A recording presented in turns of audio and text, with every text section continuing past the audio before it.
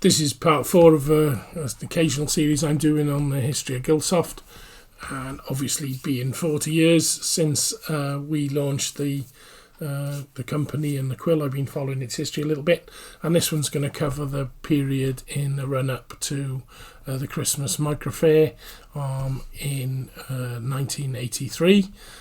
We just had the new livery for the Quill. You can see the poster on the stand here. There's a photo of our stand at the Microfair being set up, and that was December 3rd and 4th, so almost 40 years ago exactly.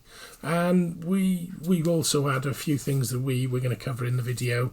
Look at the show guide, some photographs around the show so we can see some other people's stands and setups, and look at our stand in a bit of detail.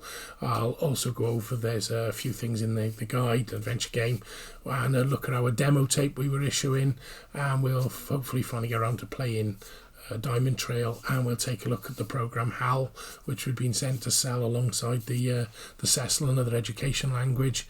So there's a few things in this video. Let's start with a look at the show guide, shall we? So the 9th ZX Microfair, Alexander Palace, on the 3rd and the 4th of December. So we went up, Dad, myself, my mum, and we basically demonstrated the products we had available. So I'm going to do this in a couple of little sections, cover the thing. This is the cover of the guidebook, which I've still got. So it was 10 till 6 on the 3rd, which is a Saturday, and 4th of December, 10:30 till 4:30. So it was brilliant. Lovely cover on the book as well. A happy ZXmas, and a great picture, someone tapping away. Some of the dragon. He sat on the dragon. Anyway, so the Will You Survive Christmas Microfair, the adventure game. So Peter Shaw had a game published in here. You've got to find the ZX Microdrive. So it's a type-in. I don't know whether it's available online. We'd better look at that. If not, maybe we need to type it in and give it a little play. It's got 3D graphics and everything. So, and this is the list of the stands that were there. So you've got obviously Sinclair Research, Bring and Buy Sale. I didn't realise that. Arctic Computing, obviously. So some pretty big names: Carnell, Quicksilver. There's us, Gilsoft on E1 to 3. So Silversoft, Fox around, AGF, Automata, Hewson. That's a who's who, isn't it? Cheetah, Hildebray, East London Robotics, Melbourne House. There were a lot of stands and a lot of people there. Campbell Systems, Sunshine Books, Logic, Highsoft on Y1, 2 and 3. 1648 magazine, Blaby Computer Games. So some of the Stevenage Computer Club, so they had stands as well. CompuSound, Buffer Micro, MC Lothlorien. Jive, Micro Dealer, Aylesbury Computer Club, Vortex. So Gilsoft E1 to 3. So on the layout of the plan, this is Alexander Palace. So here we were E, and you can see if you look down into the 1, 2 and 3, it's very similar to the stands we had in previous Microfairs, near the men's toilet, which is handy because lots of people were going past us. So this is our stand on the end, and we'll see some photos of that as later on in the video, I think. So in the list of exhibitors, here's us, Gilsoft. Write Your Own Machine Code Adventures with a Quill. Full tutorial manual and demo cassette. Well, we'll take a look at that demo. I've got a copy of the actual demo program. I haven't really looked at it in 40 years, but it'll be worth taking a look at, won't it? So Highsoft Pascal and Dev Pack. That's interesting. It's a Highsoft Dev Pack 3. Were they doing it for the... I don't think they were doing it yet for the actual Microdrive, were they?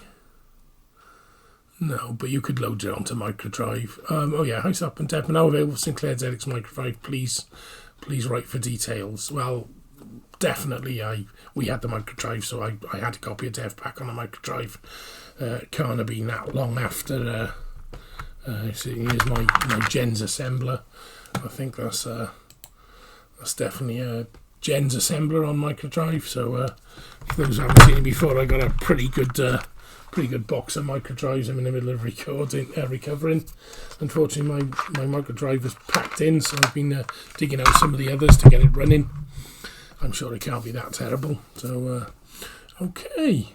And the Spectrum Network. This was an interesting little article from Dr. Ian Logan about things that could be done if the ZX Interface 1. Games that make most use of Spectrum Network. Other uses: games programmer, adventure games, where the computer now provides the environment, action games. So people playing with each other, serious, chess with parallel computing ideas, group of friends or class and pass among themselves programs and data. First, many cheap microcomputer networks will appear over the next few years. Be an introduction to the field of networking, and it was for me. It was pretty much the first network I'd ever played with. So we'll go on afterwards. I've got some nice photographs from the Microfair, and we'll explore these photographs afterwards.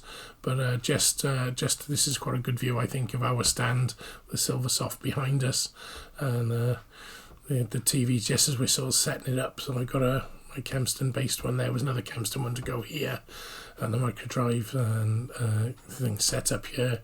And we just had the new artwork for the Quill done, and we'll see that a little bit later.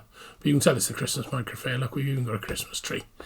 So and the price list, which we'll look at later. So we'll come back to those afterwards. So we've been getting quite a lot of extra machines and needing to stock tapes and duplicate tapes and need space. So we rented an office space down in Holton Road in Barry. I'm almost certain it was Newland Street, which is a Google Street View of it, and I think it was this building here in Newland Street. It used to be the shared office space with Robin Williams, the naval architect, who was the dad of one of my friends. In fact, the guy who had the Commodore PET I mentioned that I'd seen computing. So I'm pretty certain it was here, but the Specsavers have been built around, because I'm sure the doorway was just here by the side. You can see some doorways to the rest of the building there.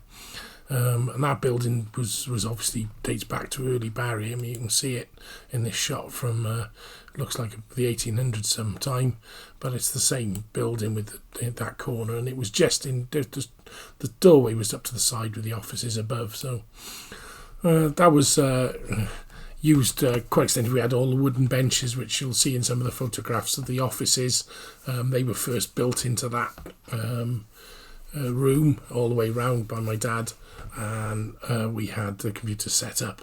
I remember Andy and myself taking a curry from the other end of town back up there to play games one night after having a few beers. So yeah, it was. We never advertised the address. We still used Hawthorne Road as the address for the company for trading from. So that's why you never see that mentioned, but this is where our offices were, and I'm almost completely certain any further down I wouldn't have remembered it. I'm sure it was Newland Street. So there we go. Luckily our games had started getting a bit of coverage in the computing press by now, so we're starting to see some reviews as well as our advertising, which is quite nice. Home Computing Weekly, September. They'd covered, I think, in the issue, Timeline and Tasks review.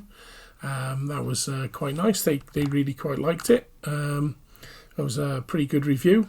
So I think 4 stars, 80% value for money.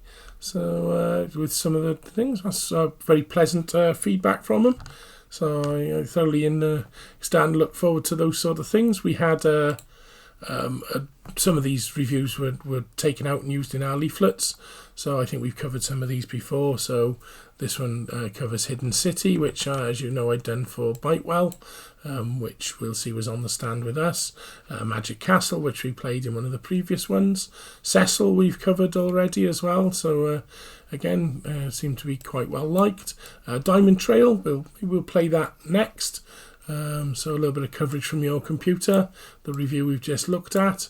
White Noise and Graphics, I think we covered that review when we looked at White Noise and Graphics, and a review of the Quill in Home Computing Weekly. I think this might have been early 84 actually, so But again, they loved it, 5 stars and 90%. So I think that was in not in 83, it might have been in early 84. But so it's nice to see some of the reviews coming on. So let's take a look at that Diamond Trail game, which we've been putting off playing, shall we?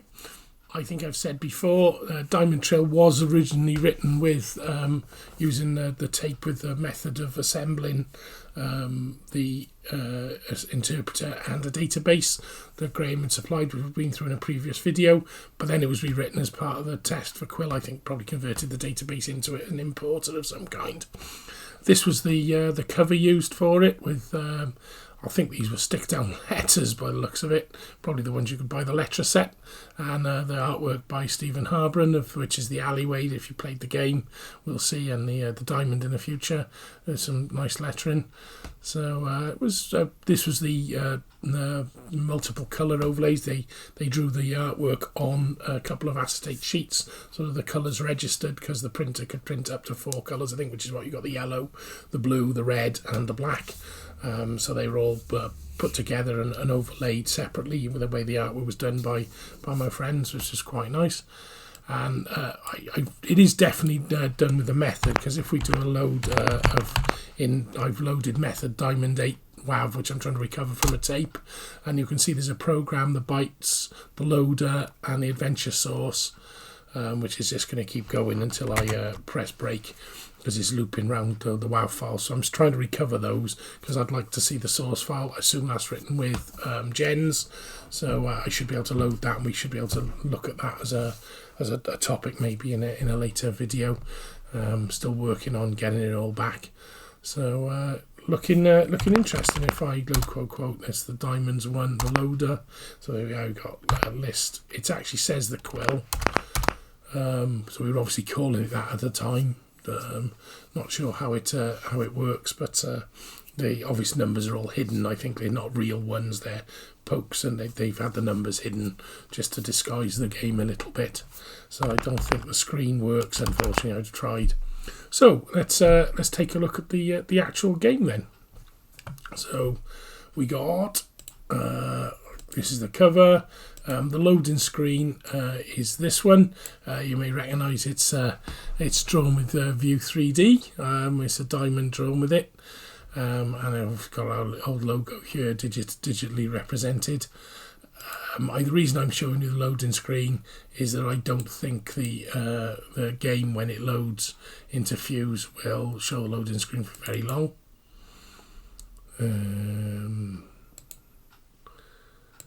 There we go. So Fuse should be loaded. We should be able to load quote. Yeah, it doesn't show for very long. And the little thing. So I'm not going to play it all, but it's got the usual description of how the adventure games are done. And stealing is a crime, which, if you remember the demo, was one of the things we sort of touch on in the demo tape, which we'll have taken a look at in this video. So I'm in the headquarters secret police. The door leads north, exits the road are east and west. Okay, so if I go east, I think that's into the seedy back road, which goes south. If I go south, the cul-de-sac closed drain cover. I open the drain cover. I can't get the drain. Man takes a shot at me. He missed. I can't remember. There's some new weeds. Can't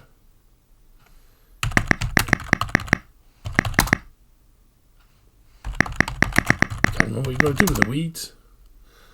I'm going to take another shot. If I go west, back into that. North, seedy back road. I can go back in east, I think, again. And I die immediately with a train ticket. So I'm not going to play it all the way through. But that was the game. I won't ruin it for you, but I'm sure you'll have a bit of fun with it. We've also got some hints as well. So if I draw these out, so we see the original. This is the original hint sheet done on my typewriter. The gunman, play him at his own game. Interesting. Hungry. The ones my maid Mr. Wimpy are very nice. Problems with money. Exchange is no robbery. Wandering aimlessly. What takes you from A to B? Okay, so there's some clues in there. I won't show you them all. Well, I'll look away now if you don't want to see them, and we'll put them up on the screen for anyone who's done them. So And I knew there was something to weeds. Weeds, if new, can sometimes show the way. Okay, I don't know. There we go then. So that's, well, my first attempt at playing Diamond Trail in quite some time. And I died immediately by being shot. I mentioned at the offices in Holton Road there off of Newland Street that we did a lot of the duplication, and that was done from this Boots CR325, which was the master deck that we recorded all our games onto. And then we used a lead which my dad had made, which had one jack for the output here and lots of mic connections. I think there's a couple I've used the ends off of a couple of them. They're chopped off. I think it did six. We bought 6 cheap Murphy cassette decks. I haven't got a photograph of those, but basically you just press play on the tape and that would lead out to all of them happening. That actually led to an interesting anecdote we had where we'd obviously the mic might cut in on the actual tape deck, and been duplicating in the office. I think obviously some tapes, just literally put in the 6 tapes, press record on all of them with the pause button, press play, and then release the record all the tapes. It was how we made our initial tapes. It was hard work, but we'd had someone send one back complaining that there was swearing on the tape. I can't remember what it was, something like, oh shit, the lead's fallen out or something like that. So, but he'd sent in a letter saying that, they were really offended and they should have, lots of the free software and our next games for nothing, or they'd be right into the newspapers or something. So we actually went to see our legal advisor, and he pulled a book off and photocopied a page out of it and said, just send him a copy of that. And it was the law of blackmail, which of course is the attempt to get something from through threats, to get something for yourself through threats. So we never heard from him again. But you've got to be really careful if you're duplicating tapes. We did eventually start using a professional duplicator once Quill started selling in volume. We had a guy in Cardiff who actually did the tapes for us using a similar technique to this initially, and then we paid a professional duplicator, which I've touched on in a video previously, down in Port Talbot, who spooled the cassettes in and we had them properly made. That probably happened sometime in 1984 as volume started to really ramp up, and we just couldn't keep up with this sort of, even with 2 or 3 people doing the production using these sort of leads. Okay, let's go back to some of the photos from the Microfair and see what we can pick out and maybe discuss some of the things that we can see. So obviously this is our stand being set up, as I talked about, with Silversoft behind us. This is the photo we've seen earlier. These have been scanned in groups of 4 off of some film we had. So some people looking very intense. Some who've seen these photos suggest that maybe the KGB were spying on what we were doing. There's me quite intent with a Kempston keyboard, and some people looking at me. I think I'm playing an adventure game. Our Barclaycard signs there, and I think this is the we'll hear later, this is probably the free aftershave or perfume that's available with the tape. We'll pick that up later as to why that's relevant, but good mix of people paying attention and to the stand, and my nice shot of my mum intensely watching what I'm doing. There were obviously loads of other things. My dad had wandered around taking photographs. Automata and the Pie Man, for those who remember him. Nice photograph from there. They weren't far from our stand, and this is quite a nice shot. I think I've used it before. This is Mike, who used to organise the Microfairs, and we're looking at quite a few. Loads of TVs, all bought from local Boots and Dixons, I expect, for everyone deploying Vortex. I'm not sure what that one is. Nation, West Yorkshire Computer Shops or something. So quite a few. I'm not sure what else we can see here. What else we got? Spectrum setup, obviously. So racks of tapes. And we got another couple of ones of the stand, which are quite nice. So there's another shot of the Automata stand with someone else dressed up as well with their 2 nice racks of software. That's quite a clever folding rack of software. That was quite a good idea. And there's another shot of our stand. You can see Hidden City being played here. So there's our joystick. We've got a quick shot joystick, and I think that's the Color Microspeech, is it? Box. And you can see here some covers for the manual stitched up on the we got the older type. We got a good stock here, but looks a bit of the joysticks and the Color Microspeeches. So we were obviously selling. Oh no, these are Kempston joystick interfaces. Sorry, because we were selling the Softlink game. So that's right, yeah. So we were selling Kempston joystick interfaces as well. So and the big poster. So no, I'd forgotten we were selling those. And our Santa Claus now a big lit Gilsoft sign. I've not got the light box, but I think I've still got the blue sign somewhere. I have to dig that out. And another shot of me looking intent on the. It's a similar shot. I think it's the same people looking, so it's not far off with the Kempston. But here in the foreground, which is quite nice, you can see our Spectrum set up with an Alba TV and the micro drives. So I think that's a good point to stop at these photos and see what we were doing with the micro drives and why, and maybe find out a little bit about that aftershave, shall we? So there's a video on my channel, The Spoken Next, from 3 years ago, and that video contains some use of the micro drive and the Color Microspeech. I recover the cartridge in it, and I think it's quite interesting that we've if we scroll through the video. Okay, so I've recovered the contents of the cartridge, and this is the speaking that was done at the site. So load. So we're loading off a speak, and this is what would have been on these micro drives during the show. Is me in the background at Christmas demonstrating. And then we can run.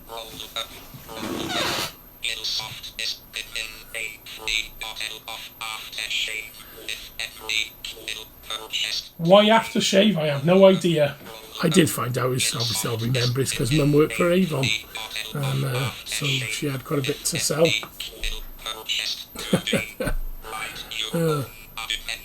I thought this was the yellow one.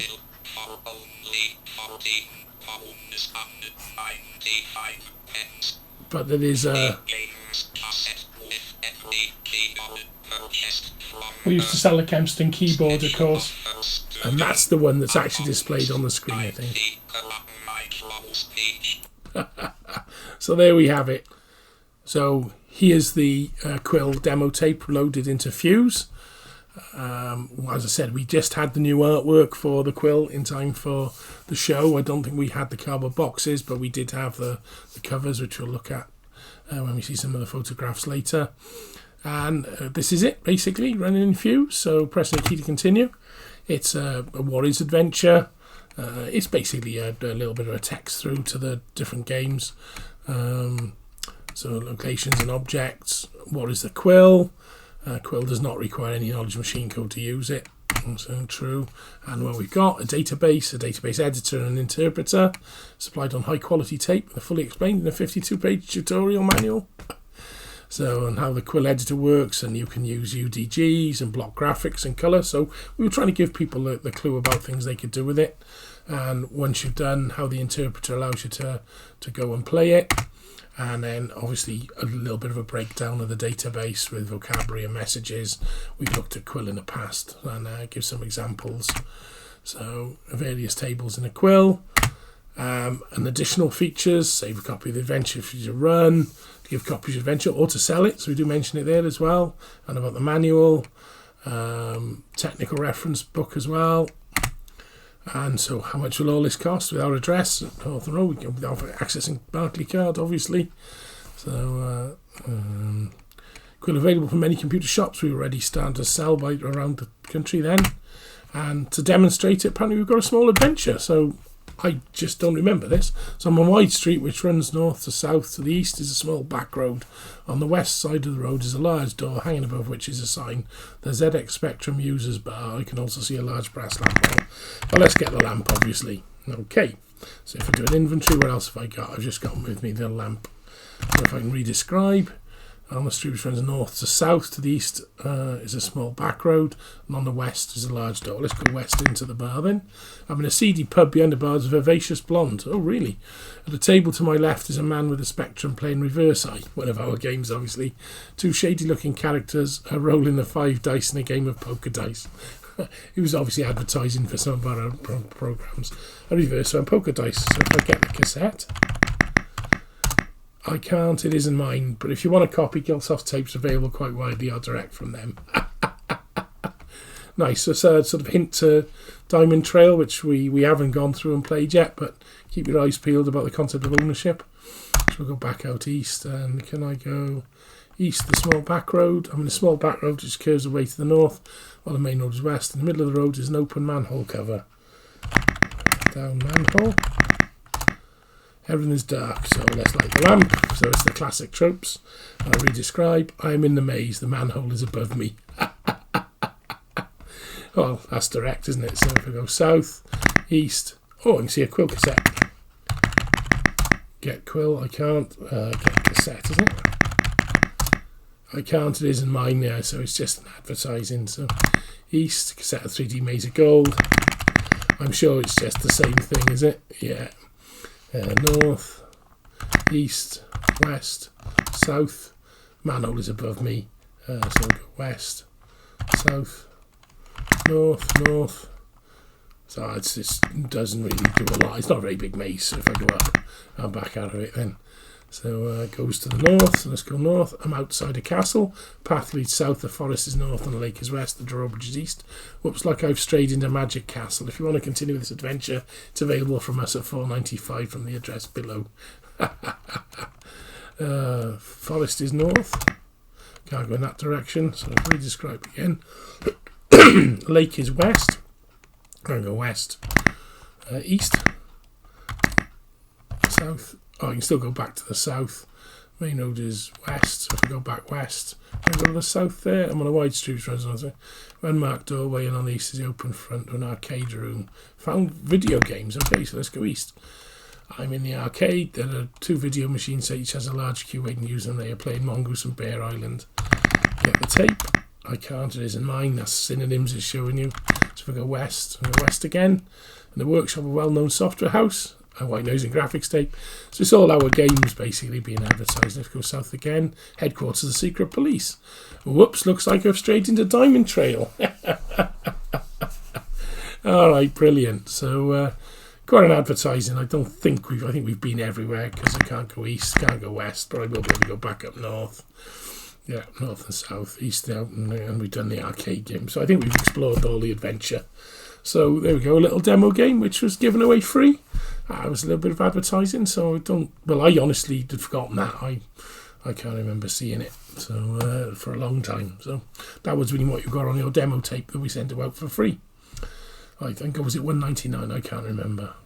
Moving on with the photographs from the Microfair. Here's a nice one of my mum with a stand. So there are at least 4 spectrums I've counted on the system. I think this is the one with the microdrive's on. And we've also got the Kempston keyboard. I think that's probably just an empty keyboard. So maybe there's only 3. Obviously on the deck here you've got the Quill manual with this new cover. The bagged up Cecil probably. This would be soft link. I don't think we would probably still on maybe visual processor. I think maybe we'd stop selling soft link by now. We can have a little look. Here we go. We got it on here. We got the list of all the software selling: the Quill, Magic Castle, Diamond Trail, Timeline and Task, Mongoose and Bear Island, Reverse and Poker Dice, 3D Musical, White Noise and Cecil, White Noise and Graphics, Cecil, HAL, Visual Processor, and Hidden City. We're obviously selling some copies of that. So selling probably the Quick Shot joystick because obviously it ran with Hidden City. And you can see the artwork for Timeline and Task, Diamond Trail, and Magic Castle there. Eagle-eyed among you on the back there will spot our Mematech. We'd obviously bought a Mematech by now, and we're thinking about developing for that. There's Dad's camera he'd been taking the photographs with, and our cash tin, cash book and receipt book by the looks of it. What else we got in doing some good stock of tape shirt on the little shelves at the back, and the Quill in its new cassette cover livery. Yeah, and that's the one with the micro drives, isn't it? So there we go. And this is Gilbert's of Gilsoft, and we've got some covers on our big Barclaycard signs. These are some more shots around the area. So what are these? Cambridge computing bags, and lots of people seem to have those. And another shot of my mum. So still, it's all been taken around the same time, but looks of it. I haven't necessarily scanned them all at times. Here's another view out onto the main stand area. Buffer Micro shop there. Obviously these people hadn't set up. I think this is setup day. The photos are probably out of order. I'm not sure who that is. We could probably look it up from the area of 14. But you can see it's got a big show. Definitely a big show. What else we got here? More people milling around the Gilsoft stand. And even more people milling around the Gilsoft stand. And then here's another shot from the other side of the Gilsoft stand with our Christmas tree. You can see more clearly the quickshot joysticks, people playing the games. Wonder if any of you are watching. There were these people playing, and the DK-Tronic stand, which, as I said, we just run over and buy more stock of their keyboards if it's sold, because we were offering a free cassette with a keyboard. It was ideal for playing adventure games, and obviously the joystick and the interface were sold along with Hidden City. Another shot looking down. Not sure of these. Some Microsystems. There's Microgen there. Another shot of back of Mike. Other people setting up over the way. Lots of TVs being set up again. And I think that's Automata still being set up. Yes, they're definitely setup day photographs. More setup day photographs. We've got better shot of the Microgen stand. It's quite posh. Can we see anybody in the distance? No, they're great fun, aren't they? Oop, coming in on pallets. The Kempston stand, as I said, which we were selling. Now they were selling the interface. They were already selling the adaptation tapes because we'd sold it to them by now. There's a better shot of that Town Nathan. Another one of the back of Mike. Android 2 has arrived. Vortex stand. Fantasy there. Spectra draw. I think that's what we got here. Fox Electronics. Oh yeah, lots of. Didn't they do keyboards and interfaces? I think. Another shot of the Vortex stand. This is looking further over, and this is the back of our stand here. So I'll be Silversoft directly behind us with their big posh stand. And obviously Buffer Micro, Fuller Micro not fully set up yet. Digital integration. Krakatoa is here. Is that Carnell Softwares? That's quite posh. Looks a bit arcade machiney. Bit difficult to read in the distance, but Saxon. Yeah, okay. Don't think, and then we got another one of ours, but yeah, so it's the kids looking at the Barclaycard. I think mum off having a quick cigarette in the days where you were allowed to smoke. So maybe that's one of you playing at the on Hidden City on our Trinitron TV. Also, I was still writing software for other people at this time, so we'll take a quick look at that as well. A product from Tawny Software, an education title, and we need to look at HAL as well, so we'll take a look at those now. Now, we weren't selling this.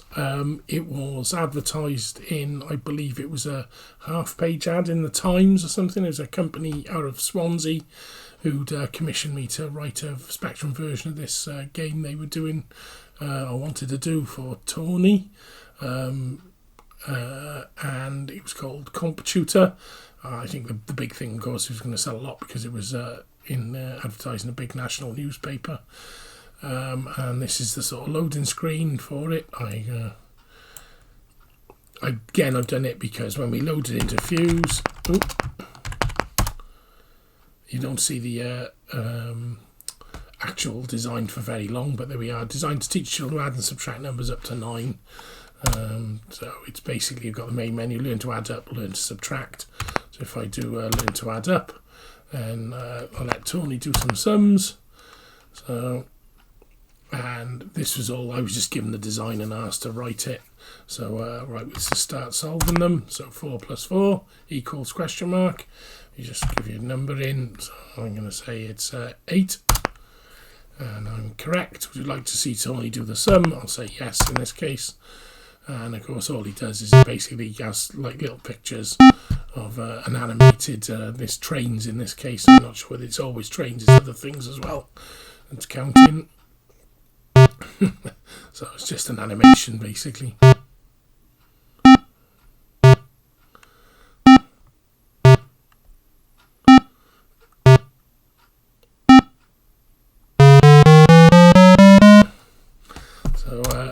And I suppose you could get one wrong. Let's get that as wrong as 6, just do a subtraction. And then Tawny, you're forced to see Tawny do the sum, basically. Well, there we are. We just got a red block this time. So I can't remember how many different things there were, but that's effectively what it was. So we were assured it was educationally done by an educator. So that's it. That's what I wrote for them, and they sold. So let's take a little look at HAL next. HAL was sent in to us by Mr. Bayliss to sell because we were selling Cecil already. Now, Cecil was decimal based, but HAL is teaches you octal apparently. I'm not sure where the language was used. I don't know a lot about it, but I know that we sold a few copies, but not a lot, I don't think. This is a cassette, obviously, in our traditional blue labelling, and we've obviously got the how to load, and the instructions were typed up by Mr. Bayliss. Star C means you know in the HAL language, and how to count up in octal. So having cells inside a computer storing data. So tell the computer which cell you want the instruction. So type 1. It means the computer is now willing to put an instruction in line 1. So sort of like line numbers, I suppose, isn't it? So line, so press enter. So if we go into this one, so if I do 1 and I do line something, there we go. So now we've printed the screen, followed by the cells below it. Now try entering into cell 2 the instruction jump and the associated number 1. So line, press enter, and then I do, nope, there we are, so it's showing me, and then I do 2, and I'll put a jump, and that'll be a 1. So there we go. Okay. Now have your first complete simple HAL program, which will print lines of spaces on your screen. So if I do run, oh, why didn't that work then? Run is a command with no cell number, so press enter. Run. And then nothing else, is it? Enter 1, line 1. So I assume it's printing blank lines until I press space. Yeah, there we go. It's got to the bottom now, finally. So I'll press space in full stop. There we go. I'm sure people who want to explore it more will be able to go through it. It's got a number of instructions. So take, add, print, line, stop. Here's a short program to demonstrate how to program. So it's even, odd. Decimal integer, here's a list of the instructions, input and characters, swap the accumulator for the spare one, so it's quite a low level language. Sure, maybe we'll take a look in a bit more detail at some other time. So we'd actually stayed in the Caravan Club site at Alexander Gardens.